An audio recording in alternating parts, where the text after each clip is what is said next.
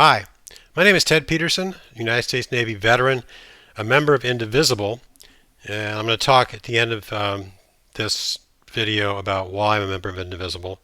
I served in the Navy from 1976 to 1982. Currently retired. Okay, next slide. So this is my DD-214. I put this up here so you could see my record of my service. So I joined November 2nd, 1976. I believe that was Election Day. That was the year that Jimmy Carter was elected president. I spent 2 years basically training Machinist Mate A School in Great Lakes Naval Training Center, Naval Nuclear Power School in Orlando, prototype training in Idaho. I spent 2 years in Idaho as an instructor, teaching machinist mates and engineering laboratory technicians.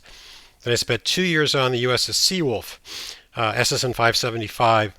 At the time, it was the oldest nuclear submarine in the U.S. Navy fleet. And you'll notice that I have a Navy Expeditionary Medal. I'll talk about that on the next slide. How I got that medal.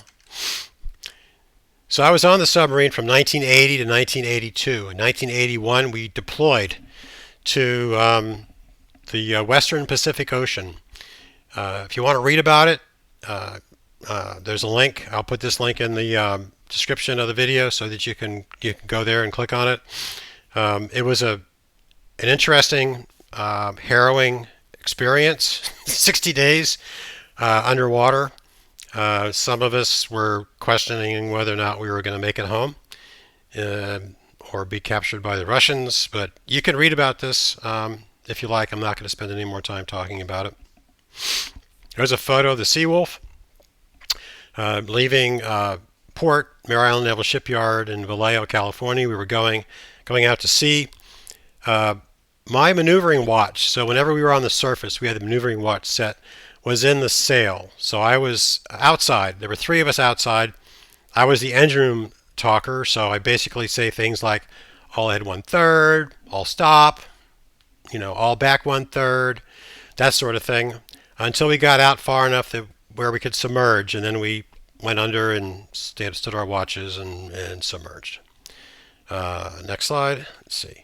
Okay, I want to talk a little bit about the oaths that the military take. This is the oath that an enlisted person would take. This is the oath that I took. The commissioned officer's oath is a little bit different, but essentially has the same elements. I'm not going to read it, but the part that's in bold is important. That you will support and defend the Constitution of the United States against all enemies, foreign and domestic. The reason that's important is right now there are large elements of the current administration who don't view the Constitution as something they need to follow. They took an oath to follow the Constitution, defend the laws, and they're not following their oath. They're violating their oath. I guess I'm not surprised. People like Pete Hegseth, he was in the military, many affairs, so he violated the oath he took to his wife. His marriage vows didn't seem to mean anything to him, so why wouldn't he violate his oath to uphold the Constitution?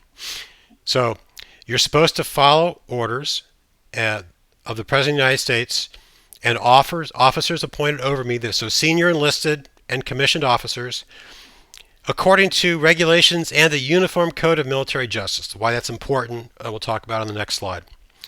So the UCMJ says that you can get into trouble if you do one of these three things. You violate or you fail to obey any lawful general order or regulation. You have knowledge of any other lawful order issued by any member of the armed forces, it is his duty to obey, and you fail to obey that order. Or 3, you're derelict in the performance of your duties. Now, I've bolded the lawful part of this because that's really important. So if you're issued an unlawful order, for example, would be to kill a civilian. You are bound not to follow that order. It's unlawful. If you are ordered to blow up a boat in the Caribbean, where you don't know it's where it came from, what's on it, who's on it, what legal authority we have to kill the people who are on that boat. We're not at war with wherever the boat's coming from. Blowing up that boat is an unlawful order. It should not have been followed. Mark Kelly, senator from Arizona, is potentially getting into some trouble for stating this. This legal UCMJ requirement that's beaten into members of the military that you're not supposed to follow an unlawful order. The Department of Defense is looking at demoting him in retirement, which would affect his retirement pay because he stated the truth. And anyhow, even if he lied, we have the First Amendment. The Constitution says we have free speech. They have no right to do anything to Senator Kelly for stating facts. Okay, next slide. So why am I concerned? Why should you be concerned? So the president, Trump, has always been an authoritarian. Now he's more of a fascist dictator. He doesn't feel bound by his oath he took to uphold the Constitution. He doesn't seem to think that he's accountable to U.S. law because the Supreme Court said in the carrying out your duties, you have immunity. So you can't, he doesn't have to worry about, being tried after his presidency for breaking laws. And Congress has given him an army of masked federal agents. We all have seen the videos of these masked people who are terrorizing citizens, currently in Minneapolis, St. Paul, and soon to be terrorizing the citizens in other cities, usually led by Democrats, but eventually they're going to get around to, the cities are led by Democrats. Eventually they're going to get around to red states. So they're going to end up in Texas and Florida, where Texas and Florida have as many undocumented people as California does. So the bulk of the undocumented in this country is in the southern tier of states. They're not in Minnesota, for heaven's sake. They're down south. So eventually they'll get down there, and that's going to be a real shit show. And I'm not sure the military will stand up to him. Elements of it will, but I'm really afraid that the military will not follow their oath to uphold the Constitution and not follow unlawful orders. That really bothers me. I'm very worried about that, and I think that Trump will do everything in his power to subvert the will of the people in the upcoming midterms. Look what he did on January 6th, trying to subvert the will of the people in that election that he clearly lost.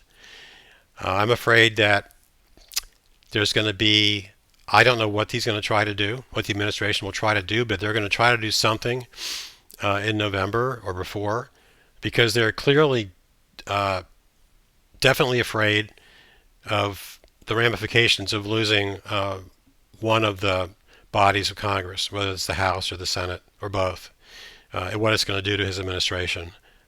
He's certainly going to be impeached again because he's violates the law every day, violates the Constitution every day.